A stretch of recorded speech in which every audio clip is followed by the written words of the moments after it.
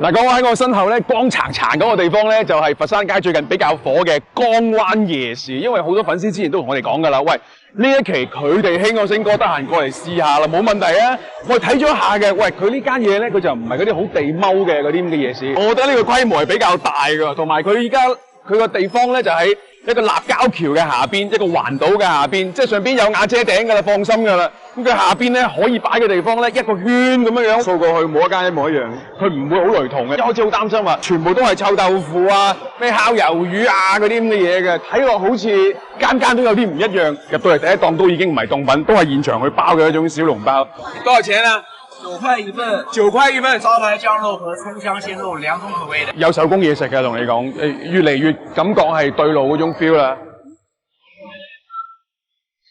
口渴喎，飲杯嘢先。3杯招牌檸檬茶吧，3杯招牌檸檬茶。它叫什麼名字啊？小土豆。你有冇 feel 到嗰啲夜市咧？嗰啲台咧已經升級晒㗎啦。大哥，你們這是烤肉嗎？對，東北烤肉。一張台仔都可以升級成嗰啲烤肉，度身訂造的。對。今時今日嗰啲咁嘅夜市嗰啲檔攤咧，真係你估佢唔到，你睇下幾有規模啊！人哋整整齊齊咁樣擺晒喺嗰度，咁啊準備一 set 咁樣嘅。啊，好嘢，升級晒，真係喺夜市第一次見到有切魚生，係咪而家湯定係點？現湯嘅，現湯添啊！哇，係喎，係咪成個市場淨係得你係切魚生？唔係，有兩間嘅。有兩間嘅，你又搞得幾乾淨喎？呢條係赤眼，即係而家呢度啲夜市嗰啲攤檔咧，就唔係推車仔咁簡單啦喎，應該係感覺叫做五臟俱全㗎啦。因為佢呢度咧，佢係比較合規啲啦。佢每晚佢都會檢查完佢先走㗎。佢有嗰啲專門嘅管理咁樣嘅，即係佢哋一定要你搞好先可以走嘅。你走嗰陣時咧，你攤主檢查一次，之後咧佢4點鐘咧，佢嗰啲管理嗰啲又嚟檢查一次，每個月都會洗嘅。哦，佢哋會統一再用嗰啲高壓水槍過嚟沖啊咁樣。你日頭過嚟你睇你就知㗎啦，一啲垃圾都冇，真係一啲垃圾都冇。週末嚟到咧，啲後生嘅咩咧，基本上就好爆嘅呢度。有咩唔一樣先？其實我覺得都係差唔多，佢主要係點講？嘢夠多，俾水俾電你，搞埋清潔，係嘛？咁你加上周邊全部住滿㗎啦。嗱，落雨又有瓦遮頭，又1000蚊千零蚊就有個位。你6把喎。喂，你當乳鴿咧掉咗100幾隻喺度，我諗佢都唔憂做啊！咩味㗎啲乳鴿？得一隻紅燒。係啊。幾錢隻啊？29。你哋一日賣幾隻乳鴿俾啊200到300。200到300隻。從中山過嚟。哦，你真係中山過嚟嘅？我南區嘅，中山南區人。哇，怪唔之得啦，真係中山乳鴿喎，冇呃人喎。冇啊，我講石 Q 話㗎。正宗嘅中山人，用嘅乳鴿7兩乳鴿啊，都有講究啊。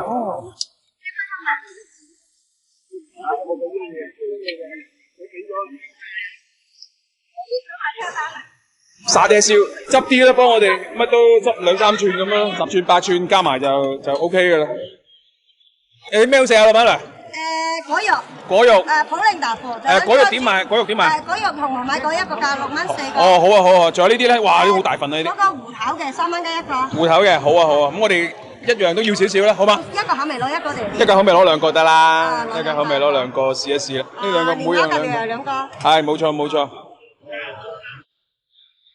會唔會太多啊？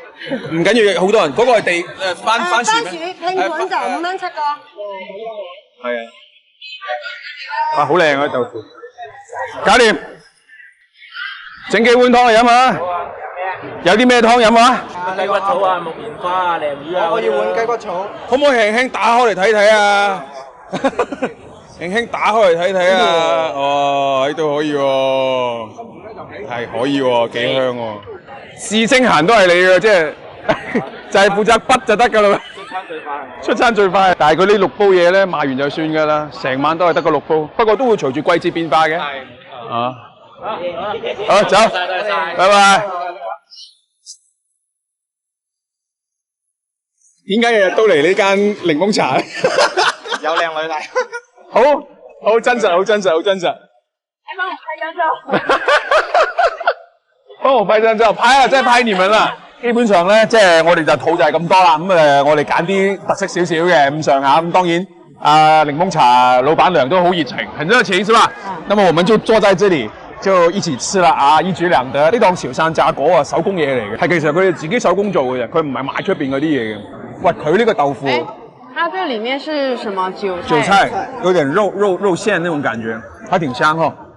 可以的，幾好啊！喂，佢呢一個咧同嗰種啱啱新鮮炸出嚟嘅普寧豆腐咧有啲唔一樣，嗰、個係硬脆，呢、個係腍腍地嘅脆嗰種嘅感覺，但係好香。話俾你聽就係香，同埋豆腐特別嫩滑，即係出邊嗰層唔係硬皮係虎皮嗰種感覺，啊幾好啊！呢個豆腐係唔錯，好有就係地道嗰種感覺啊！即係我哋潮汕都有食過呢啲咁嘅炸嘢嘅，有啲感覺好似中山佬咧，佢話呢隻鴿咧揀介乎於5到7兩之間嘅鴿。咁啊，啱新鮮出爐，即係總之乳鴿咧係好食嘅乳鴿嚟嘅，首先係，而且比較嫩啊。咁啊喺呢一個夜市咧有2檔乳鴿，咁啊佢呢檔咧就零舍多人買嘅。沙爹我知道這家，但是我真的沒吃過。真的沒吃過，挺有嚼勁的，而且它這個汁的話我感覺挺濃郁的，這個好吃哦。這個好吃，來拿多一串。老妹，小妹有沒有空？小妹，老妹，吃一下，這個好吃，這個沙爹。好吃，但是我第一次吃，哎，是吧？就是味道很獨特，因為就是不像常見的那種味道，有點微微辣。這個是什麼呀？檸檬葉。對，就比較清爽，沒有那麼油膩。佢講嘅就係我所講嘅嘢。它這是牛肉哦，不是雞肉，有雞肉，佢雞肉吧。最近呢幾年開放咗夜市啊、地攤經濟啊，其實係盤活咗嘅喎。咁亦都好多後生仔咧係湧上街頭，即係我諗下。即係佢哋覺得咧，打工都唔係唯一出路嚟嘅。咁好似呢一啲低成本啊、低門檻啊咁樣嘅創業渠道咧，都不失為一個方向。咁啊好明顯喎，呢一度咧同傳統嘅嗰啲咁嘅地攤夜市又唔一樣，佢明顯係精緻好多㗎。幾時開始我真係唔知啊，反正我嚟咗年幾啊，應該都3年左右啦。我記憶中啊，即係我做咗3年。我之前都係食客嚟嘅，不過見到有人擺，我先擺嘅啫。以前這裡還沒有規劃的，那時候都是擺在外面的，然後後面規劃了之後，我們就自然而然就來到這裡了。哦，因為剛好那時候這裡還不是夜市嘛，我們也算是第一批進來這裡擺攤的啦。那你覺得這個夜市跟以往的那一種有沒有什麼區別？我覺得最大的區別就是這裡的吃的比較多，然後比較特別一點。咩吸引我過嚟？係啊，貧窮啊！除咗貧窮以外，肯定靚女多啦。哦，有錢揾，有靚女夾，係咪先？每個月的那個營業？營業的話還可以，因為畢竟總比我們出去工作會好很多的，比起以前的話，因為自己的話，對於我們年輕人來說的話，相對來說比較自由一點。因為自主創業嘛，就睡眠時間的話，自己會比較睡到自然醒一點。如果說去工作的話，就會相對來說早起。對，就大小也是一個老闆嘛，賺多賺少的話，開心就好了。即係你話如果係擺攤咧，可唔可以致富咧？未必㗎。咁但係如果你肯努力啊，肯勤力啲少少嘅話咧，我諗應該都可以揾到2餐嘅，即係賺錢係冇問題嘅。